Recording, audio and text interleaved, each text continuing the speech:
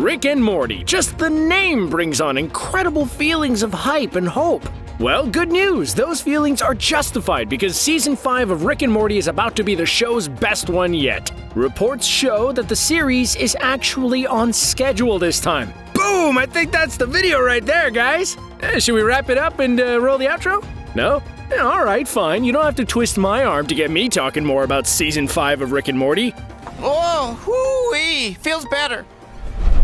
So, okay, I promise I'm not lying to you here. Dan Harmon said in an interview with Sci-Fi Wire that COVID-19 didn't slow down production. See, the nice thing about animation work is you don't need all the actors in the same room to make the story happen. The writers didn't lose steam, and the animators are now out in full force. It's just unbelievable that a show that's becoming infamous for long productions is hitting its timetable perfectly. What gives? Ooh-wee! Well, part of it is the maturing of the relationship between Harmon and Justin Roiland. The two co-creators are learning to share the creative space a lot better than the past. Again, I'm just going off reports and rumors here. I guess I should be happy for you. I mean, great, you guys got to hang out. They even mention their own issues in meta commentary from Summer during Morty's Mind Blowers. Anyway, none of that matters now. The two have a healthy writer's room producing stories they want to make. More on that in a second. There's also the fact that Roiland's other show, Solar Opposites on Hulu, is finished for now, so he's free to work on this show more. Anyone who considers themselves an artist knows multiple projects can spread you thin. It's a safe assumption to say Roiland and Harmon were getting spread thin for a while now. Plus, the lack of traditional conventions and interviews gave both of them plenty of time to work on the show instead of going to various events across the country to promote the series. Obviously, the coronavirus has been a tragedy to the entire world and reshaped the work environment on a global scale. I don't mean to downplay that here. I'm just pointing out that Rick and Morty didn't have to pause production because the team can work virtually. They also didn't have to focus on as many meetings as they'd typically have. This is all contributing to a big jump in the schedule for the show's release. Okay, that is the boring, rational reason for Season 5 living up to the hype. However, it's boring to just talk about logistics. Let's get into the quality of the episodes and some of the stories we will see play out.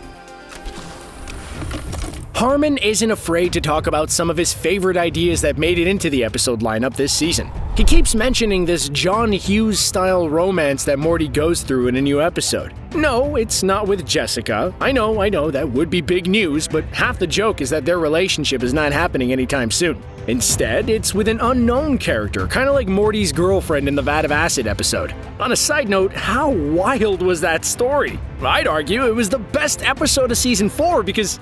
Right, I'm getting distracted. God damn it! Say the vat is good. The vat is good. He told Sci-Fi Wire he thinks it'll win an Emmy, or at least be nominated for one. We're getting Emmy-quality episodes here. That is a huge step forward for the show. There's also the preview we got of an episode opener from Adult Swim's YouTube channel. In it, Rick and Morty are on some strange plane with another unique monster nearing the end.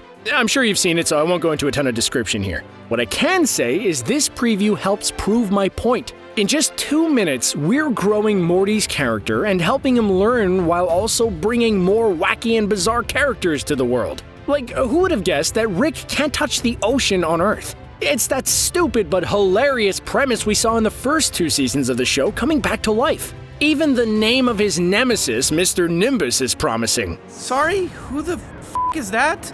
It's odd but believable, and they're not afraid to make fun of their own ideas again. Season 4 ended with many new characters being tossed into the fold, but it also delivered on a promise from the end of Season 3. The show is not attached to making a continuous story for the sake of fandom. They want to do silly one-off episodes and work on not getting boxed into expectations. All the new characters and potential adventures from the likes of Phoenix Person and Badass Beth should be enough to get you hyped for Season 5. When Cartoon Network ordered 70 more episodes of the show, that was the first clue we were in for big things in the seasons to come. While Season 5 will be the best one yet, there is always the potential for even better stories and characters down the line. The entire crew that works on Rick and Morty isn't afraid to give the middle finger to parts of the fan base and change things up. Shows survive when they adapt well. There's good adapting like BoJack Horseman and that team's final season. Then there's terrible adapting like the last season of Scrubs. Yikes. Why were either of those an option? Do you really believe Dan Harmon and Justin Roiland would let this show go the way of Scrubs? There is no way. We don't need to put pressure on them to deliver a masterpiece in Season 5. Still, all signs point to this new direction in the series making the next season better than anything we've seen so far. I don't know, I'm just looking at the interviews and the content the team puts out. All signs look super flattering, and that's why I'm convinced the hype is real.